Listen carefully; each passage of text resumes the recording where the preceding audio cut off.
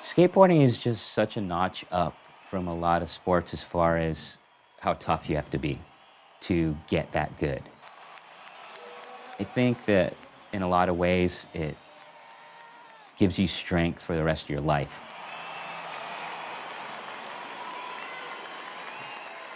In order to achieve greatness, you have to go through a lot of pain. You definitely have setbacks, but in order to achieve that success, you have to push through. You're going to have to battle injury.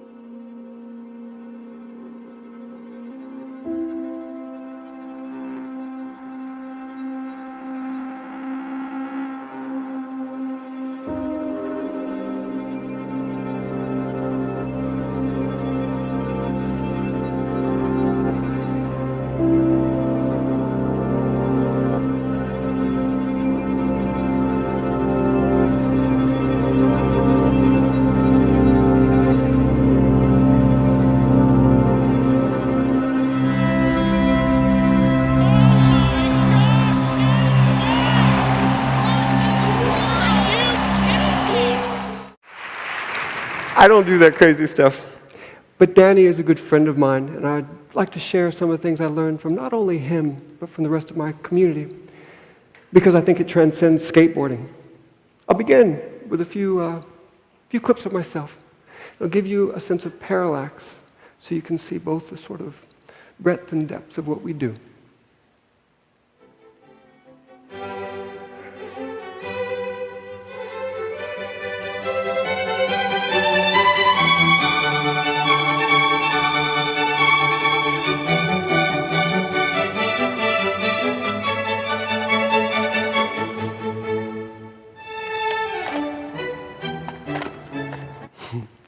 All skateboarders speak a common language of our own devising. And we learn it in the same way that, we all learn basic things and then complex things. We take simple movements and we chunk them together in such a way that we form more complex ones. You do that a million times until it becomes natural, unthinking, and automatic. Executive. As you do this, you take in environmental components that aren't always clear and obvious. So the way Danny learns things, for example, is they're floating around up there on the vert, relatively weightless in a sense, going really fast. So when they do the flick and they catch the board, it has to be really gentle, because by the time you catch it, if you push it away at all, it'll go away, and that's no good. With us on the ground, we snap and bring it up as high as we can and bring it up and stomp it. And so what happens is, if you transpose this, we bring very much of a physical dialect. It's just like, it's an accent. So Tony Hawk calls it virtuosis because it's a heavy-footedness, it's slow, and you can't take it out of them. Likewise, us, when we go up, we have these kind of, jerky, earthbound, constrained movements. And so what I'm saying is that by doing what we do, we take environmental components, and they integrate in such a way that you can't necessarily extricate them, even if you try. I'm particularly sensitive to this because I started doing something called freestyle. And I'm still trying to shed the accent. It's been like 30 years. So I'd like to tell you another component, and it's certainly less tangible, but just as powerful in its effects.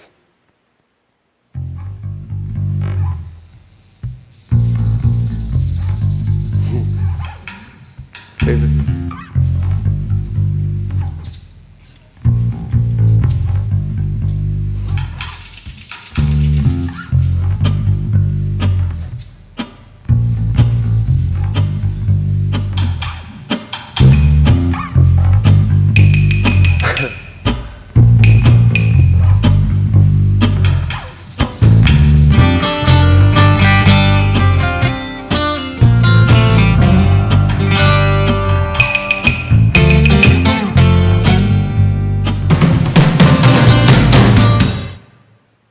These are some of the most creative and driven people I've ever known, and having spent a long time around them, I become more hardened in my conviction every year with the following: that the biggest obstacle to creativity is breaking through the barrier of disbelief. A lot of people have good ideas, but it's an entirely different thing to precipitate that vision into something tangible, especially when no one else is doing it. There's a few ways that you can see it. I mean, all of us, as you can see, we film and we publish this stuff around the world. And then, I don't know, within months, sometimes weeks, so-called friends send us links of some rotten kid in Madagascar doing the trick better than you do. And you look at him, you're thinking, wait, he's not even that good. But he's doing what I do. And trust me on this, I understand that it could be said that he learned how to do it through the video. It's not the case. He learned that it could be done through the video. Once you cross that barrier, it takes different, exceptional people, generally, to be able to go and do what other people don't, sheer from belief, from a vision. Another way we often see this is you take moderately talented guys, and I was a good example of that, and you put them in surroundings of teams, other amazing people. And there's a form of inculcation of the new normal, where suddenly those kids are doing not only things that surprise you from a distance, but would surprise themselves. Little Mitchie, that kid, that wonder kid, he has every gift in the world, and he's as humble as they come. He's surrounded, these ramps aren't everywhere, as you might expect. And he's surrounded by these characters, these animals that do that every day. And so they define to him, hey, this is normal, this is what we do, and they do it. And this kid goes, all right, cool. So he does this crazy stuff. He comes rolling up the ramp, and was that hard? Because it's an inculcation. Again, it's a form of vision that gets baked into you through the process.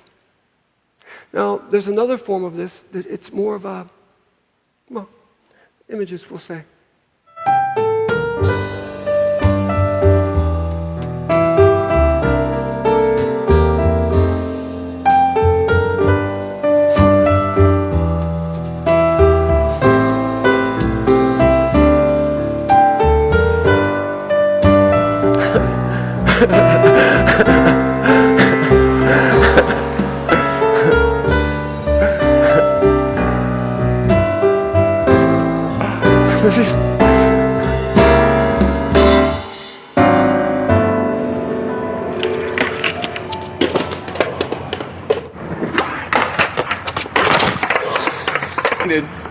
Yeah. It's a... Oh, man.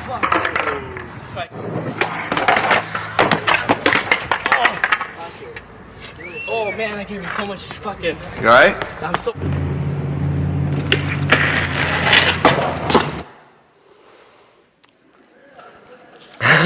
That's Carlos. I let that last footage roll. You can see that the make, that was at 3 or 4 seconds. For every make of a few seconds, there is hours, days sometimes, of just what you watch. Not as dramatic necessarily, those are highlights, that's why I showed them. But what we do is fall all the time, and we get back up. And that shapes us proportionately. So what Carlos does, when he takes those hits, every fiber in him at a somatic level, his physical being is, whatever you do, don't do that again. He gets up, he's with his head, he's overriding, no, we're going up, why you have it? He runs up, slams again, same thing, up. There's a cognitive override. You are doing this because I don't want to come back. He goes up, he makes an adjustment, locks up, falls again. Mind you, he's going backwards down that thing. And what happens at that stage, those relatively cat-like falls that save him, I mean, he bounces right back up. I guarantee you, he has no idea what he did. If there's anything you pick up by being around these guys, is whatever you do, don't think about it too much. Because you ingrain it so much, but at some point, you have to let go. And I know that myself. For the little things that I do is I never remember anything. It's always that one last thing, and then you just sort of get put on these railroad tracks that pulls you through. Interestingly enough, the one thing you remember that is crystalline is the sounds. Every last bit of the sounds I remember. They just keep echoing. So what is this? It's a kind of somatic awareness that's being built up at this level, at a physical level. Again, they couldn't do that stuff. They tried. Danny floating around upside down the way he is. I went down and watched him skate one day, and he comes up after this crazy fall. His feet were everywhere, and somehow he ends up on his feet. He comes running up, there's dust all over his face, and he's got this crazy look. And he's like, oh, you're not going to get very far with this program unless you're in touch with your instincts. So what does that mean? It means that there's a part of us that we're shaping all the time. While we're learning, there is so much from the environment that's being soaked in and shaping us. Which leads me to the next. This may come as a surprise, but skateboarding can be hard on your body. In my case, we are flesh and bone, we're sophisticated puppets. And so what we do, the flesh, it conforms, just like wearing multi-level clothes in the winter, gyrating motions. The next thing you know, you're kind of bound up. Same thing happens with skating, and it is the essence of stance. All skaters take on what's called a stance. It's not here. It has nothing to do with cognitive software encoding. It is here, physical. So the sort of second part of my career, whatever you call it, is I switched up my kind of skating. And for whatever reasons, the combinations left me in a bad way. And I had so much scar tissue that it was essentially pulling my femur into my hip and grinding 15 times a day on good days. So there was no movement. I go see a good friend of mine, the best heart of gold, and they fly me to the East Coast, and they take all the pictures, and they say, you have scar tissue akin to when people get in front-end collisions, and their femurs smash into their pelvis, and he looked at me with these eyes that said what he wouldn't say. You're done. So he gave me this little tool. He described this one process that in my mind I pictured as a bit of a boat crank. They put you to sleep and they just, and they break it. A little bit violent, not a way to go. So I took this tool, and essentially myofascial release. You poke yourself, and then you can tear the scar tissue little bits at a time. And I was, all right. Mind you, I couldn't walk for more than 50 yards at a time without having to rearrange myself, less than that on cold days. Couldn't run for years, not from here to there. So I went home, and all the things that have formed me, skating, I was thinking, okay, well, how can I make this more? What can I do? So I started taking screwdrivers and taping the top and jamming it in just so I wouldn't break the flesh. And I'm thinking, I'm going somewhere. Next thing I know is fire hydrants. They are everywhere, and those little prongs, they're perfect. I can get leverage, and I find all of these different ways. So inevitably, I found the wheel well in my car, and after about 1,500 hours of that, I'm getting to know what's me and what's not me in terms of the scar tissue. And you pull and you pull and pull, and it breaks like dried gum. After another couple of thousand hours, this is years of this. I would take a day off every 2 weeks. One night, it's about 1:30 in the morning up in the valley, cold night, and I'm hanging upside down from my car, and I'm doing what I always do. Right when it's hurting so much, that's when you give it all you can. I'm using my body weight as leverage, grabbing the frame of the car, and there's this thump. I've broken, a dozen bones or so, fingers, toes, ribs, collarbones, they're like pencils. This is like a tree branch. My head hit my hand, and I pull my head off, and there's snot and tears. I pull my body out, and I'm just kind of laying there, and I'm thinking, what have I done? What have I done? What have I done? The doctor warned me that with all the grinding, eventually it would calcify and solidify and weld itself together. And when I got up, I realized, oh my gosh, it's no longer a stick shift, it's a ball and socket. It works. So I kept going. Next thing I knew, I could run, and I could do a lot more than that. Here's some examples. Notice there's a sense of directionality. Look at the back, the right hip connected to the shoulder. There's subtleties. Same thing. This is forward, this is backwards. You're locked. It's the nature of stance. This is when I first started to break it away, only from a couple years ago. There is a sense of stancelessness. There's no longer that sort of confinement. And this opens doors for me that I did not necessarily have access to. So where it takes me, it's what I make of it. All I know is I don't have a cane, and like I say, I can run like the wind. This doesn't make me special. These are other guys from my community. This guy was homeless. Eventually, he takes up kind of skateboarding, and he eventually changes the way, from my point of view, how we all skateboard. He founds one of the biggest companies, then founds another huge company. They're all physical geniuses, all of them overcomers. This guy at the bottom right, intellectual genius as well. This, same story, same basic thing, greatest guys. But they've done things far outside of skateboarding too.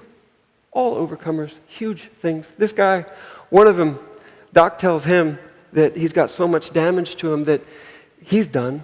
Instead, he takes that and he changes his way of skateboarding completely. And he just comes out a couple of months ago with the best thing he's ever done because he was faced with that challenge that made him better. This guy to the right in particular is who we're talking about. That's Danny, who we started out with. Danny broke his neck, not skating, surfing, goofing around. And he certainly went through an unorthodox way of handling it. Doctors said he risked paralysis by seeing which doctor was bandied about. Again, unorthodox. He got through it. Next thing you know, he's jumping the Great Wall of China. I think he did more after his injury than before, probably because of his injury. This guy was paralyzed. This is John Cardiel. He is, from my point of view, he defines skateboarding to me. Not only was he at the top, out of some freak accident, he ends up paralyzed, and week after week after week after month, he stares at his big toe, willing it to move. Nothing. Until one day he thought it moved just a little bit. I think the words were, "It's on." Today, he's skating again. He has vestiges of it, but he's riding his fixed gear bike going, he is everything we want to be. He's a skateboarder. So what am I saying? We all have attributes, gears. All of us have attributes, whatever, balance, courage, skills. The most talented guy, one of the most talented guys I see in that list, he tells me that the most gifted guy he's ever seen with all the gears works at a gas station somewhere in rural wherever. Same with me. For 30 years, I travel around the world and I meet thousands of kids. And they have everything it takes in terms of the gearing. They have it. They have stuff I don't have sometimes. I see it. I know it. It's one thing I do know.